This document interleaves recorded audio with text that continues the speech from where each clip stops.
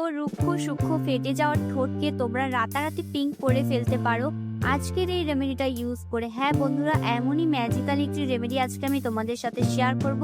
তো প্লিজ পুরো ভিডিওটা দেখো, কেউ স্কিপ করো না।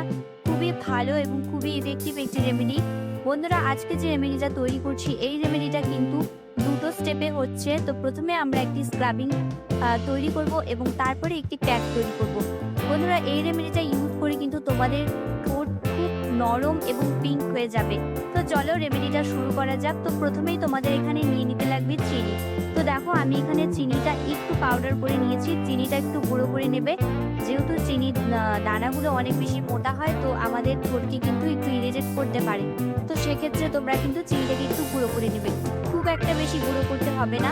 তো তারপরে আমি এখানে নিয়ে নিচ্ছি সামান্য একটু লেবুর রস। বন্ধুরা, চিনি কিন্তু খুব ভালো একটি স্ক্রাবার, আর আমাদের ঠোঁটের যে মরা চামড়াগুলোকে কিন্তু খুব ভালো করে তুলে দিতে হেল্প করে।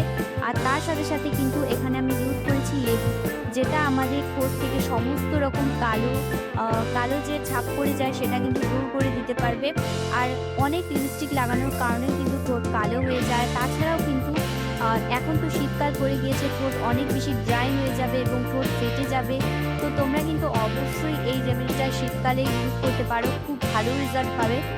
সো এই লেবুর রস এবং চিনি খুব ভালো করে মিশিয়ে নিয়ে তোমাদের পুরো ঠোঁটে লাগিয়ে নিতে হবে এবং হালকা হাতে কিন্তু একটু রাব করতে হবে।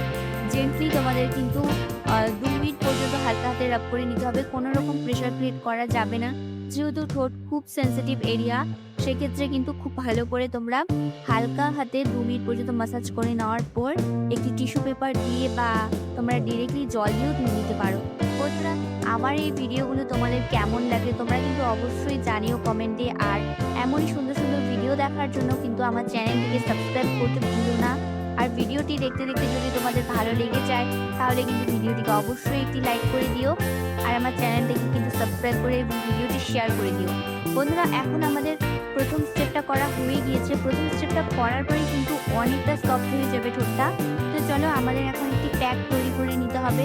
তো সেই প্যাকটি তৈরি করার জন্য আমি এখানে নিয়েছি সামান্য একটু হলুদ। এক্ষেত্রে কিন্তু আমি রান্নার হলুদটাই ইউজ করছি, তোমরা এখানে রান্নার হলুদ ইউজ করতে পারো।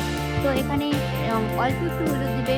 বন্ধুরা, হলুদ কিন্তু আমাদের ঠোঁটটাকে একদমই কোনো রকম ডার্ক করবে না, আমাদের ঠোঁটটা কিন্তু খুব সুন্দর একটা গ্লো এনে দেবে ঠোঁটে। তো তোমরা কিন্তু একদম নিশ্চিন্তভাবে হলুদটা ইউজ করতে পারো। তো তারপরে আমি এখানে দিয়ে দিচ্ছি সামান্য একটু মধু এবং তারপর আমি এখানে লেবুর রসটা দিয়ে দিচ্ছি। অল্প একটু লেবুর রস তোমাদের এখানে দিয়ে দিতে হবে। এটা কিন্তু খুব বেশি একটা লিকুইড বানানো যাবে না, একটু ঠিক টাইপের তোমাদের বানাতে হবে, যাতে কিন্তু এটা ঠোঁটে লাগাতে সুবিধা হয়। বা এটা লাগিয়ে কিন্তু তোমাদের কিছুক্ষণ রেখে দিতে হবে, এই ধরো 7 থেকে 10 মিনিট তোমাদের কিন্তু রেখে দিতে হবে। তারপরে কিন্তু তোমরা দুটো আঙুলের সাহায্যে খুব ভালো করে রাব করে নেবে। বন্ধুরা, শুধু ঠোঁটেই কিন্তু এই প্যাকটি লাগাবে না, ঠোঁটের চারপাশেও তোমরা লাগাতে পারো। অনেক সময় ঠোঁটের চারপাশটা কিন্তু কালো হয়ে থাকে, দেখতে ভীষণ বাজে লাগে।